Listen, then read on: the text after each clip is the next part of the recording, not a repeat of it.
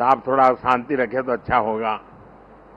ये रोज नई नई चीज लेके आते हैं, लेकिन मैं मानता हूं अब मेरा दायित्व भी 10 साल मैंने जो सोचा है उसे ज्यादा सोचने का है, 10 साल जो किया है उसे ज्यादा करने का है।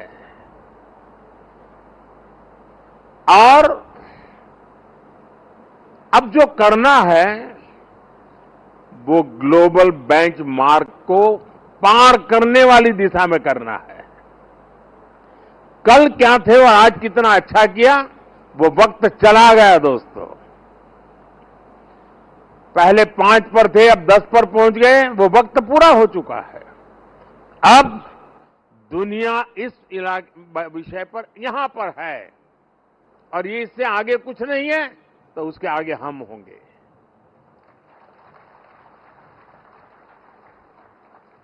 जहां कोई नहीं पहुंचा वहां हमारे देश को हमें पहुंचाना है। और व्यक्ति के जीवन में हो, समूह का जीवन हो या राष्ट्र का जीवन हो, जब तक वो बड़े संकल्प के साथ सोचता नहीं है परिणाम नहीं मिलता है। साथियों, जब हम काम करते हैं तब 3 चीजें बहुत अनिवार्य होती है, और अगर 3 चीजें हमारे पास उपलब्ध हो तो मैं नहीं मानता हूं कि विफलता दूर दूर तक भी नजर आएगी। और जब मैं 3 बातें कहता हूं, एक क्लैरिटी ऑफ थॉट्स, जहां तक इस सरकार का सवाल है, मैं मानता हूं कि कोई उलझन नहीं है। बाएं जाए, दाएं जाए, ऊपर जाए, नीचे जाए, कुछ नहीं, उसको पता है ऐसे ही जाना है और उसे पा करके रहना है। इतनी क्लैरिटी ऑफ थॉट्स किसी भी काम की सफलता के लिए सबसे पहली जरूरत होती है। फेथ इन कन्विक्शन दूसरा पार्ट है कि जो मैं सुन रहा हूं, जो मुझे बताया जा रहा है, उसके प्रति मेरे मन में अश्रद्धा नहीं होनी चाहिए, मेरे मन में इफ्स एंड बट्स नहीं होनी चाहिए। फेथ इन कन्विक्शन, जो मैंने सुना है और अनुभव कहता है कि हां यार मेरे विचारों में मेल नहीं बैठता है, लेकिन यही है रास्ता, तो चलो लग जाओ। लेकिन इतने से भी पूरा नहीं होता है। Clarity of vision, faith in conviction is not enough to achieve. और उसके लिए चलता है कैरेक्टर टू एक्ट। मुझे अपने व्यक्तित्व को उस प्रकार से गढ़ना पड़ता है, मेरे समय का सर्वाधिक उपयोग उस काम के लिए लगाने का मुझे प्रायोरिटी तय करनी होती है, खुद को खपाना पड़ता है।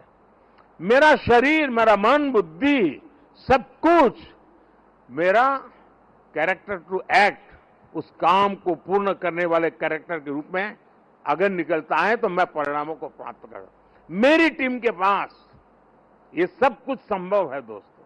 जिस टीम ने मुझे 10 साल में बहुत कुछ दिया है, उसमें हम और नया क्या कर सकते हैं, और अच्छा कैसे कर सकते हैं, और जल्दी कैसे कर सकते हैं, और ज्यादा स्केल पर कैसे कर सकते हैं। अगर उन चीजों को लेकर के आप साथ ही आगे बढ़ते हैं तो मुझे पक्का विश्वास है कि 140 करोड़ देशवासियों ने आपके पुरुषार्थ को मोहर लगाई है। ये चुनाव मोदी के भाषणों को मोहर नहीं है, ये चुनाव आपके 10 साल के हर सरकारी कर्मचारियों के पुरुषार्थ को मोहर लगी हुई है। इसलिए इस विजय के बड़े हकदार अगर कोई है तो आप लोग हैं। इस विजय के सच्चे हकदार कोई है तो भारत सरकार के हर कर्मचारी भी हैं कि जिन्होंने एक विजन के लिए अपने आप को खपा देने में कोई कमी नहीं रखी, और देश में पहले से बहुत तेज गति से काम हुए जिसका परिणाम भी नजर आ रहा है। लेकिन मैं एक नई ऊर्जा के साथ, नए हौसले के साथ आगे बढ़ना चाहता हूं। मैं विराम करने के लिए पैदा नहीं हुआ हूं। सफल वो इंसान होता है जिसके भीतर का विद्यार्थी कभी मरता नहीं है। कई लोग मुझे इस चुनाव में भी और हमेशा, मैं पिछले 30 साल से ये सवाल सुन सुन के थक चुका हूं कि इतनी एनर्जी लाते कहां से हो, थकते क्यों नहीं हो, मुझे लोग पूछते रहते। लेकिन वो मेरे बॉडी को तराश रहे हैं, मेरी बॉडी में क्या खाता हूं, कितना सोता हूं, मैं योगा कितना करता हूं। अब वो गलत ट्रैक पर है, इसलिए मेरी एनर्जी का रहस्य उनको पता नहीं है। मेरी एनर्जी का रहस्य, मैं जीवन भर भीतर के विद्यार्थी को जिंदा रखता हूं।